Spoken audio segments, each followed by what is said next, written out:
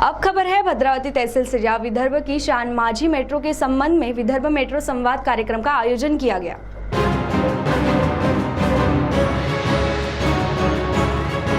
चंद्रपुर जिले की ऐतिहासिक नगरी भद्रावती के रेलवे स्टेशन रोड गणेश मंदिर परिसर में विदर्भ मेट्रो संवाद इस कार्यक्रम का आयोजन किया गया। नागपुर के माझी मेट्रो यानी विदर्भ का भूषण, सभी के आकर्षण का केंद्र बिंदु रहे माझी मेट्रो विदर्भ मेट्रो संवाद इस माध्यम से बालक, युवक, युवती तथा ज्येष्ठ नागरिकों के साथ संवाद साधा गया और इस दौरान माझी मेट्रो विदर्भ का भूषण किस प्रकार है इस विषय पर मार्गदर्शन किया गया और किसी भी प्रकार का सेलिब्रेशन कार्यक्रम हो या पारिवारिक माझी मेट्रो में मनाया जा सकता है। इसके अलावा अन्य उल्लेखनीय बातों के संदर्भ में जानकारी दी गई।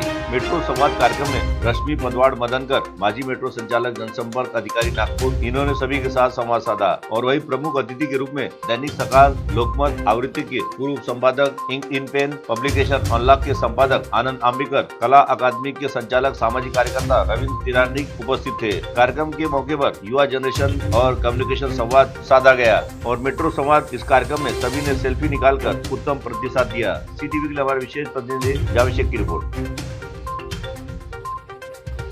नागपूर मेट्रो जो आहे तो 40 किलोमीटरचा स्पॅन आहे पूर्ण आणि 2 लाईन आहेत, ॲक्वा लाईन आणि ऑरेंज लाईन अशा 2 लाईन आपण म्हणतो। त्या 2 लाईन मध्ये 4 रीच आहेत, म्हणजे असा जो पूर्ण अशी जी पूर्ण लाईन आहे त्या लाईन मध्ये अर्धा अर्धा जो आहे तो आपण असा एक रीच असा पकडलेला आहे।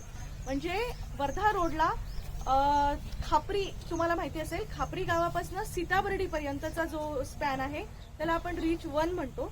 तर अशा पद्धतीने 2 जे रस्ते आहेत त्याच्यामध्ये 4 रीच आहे।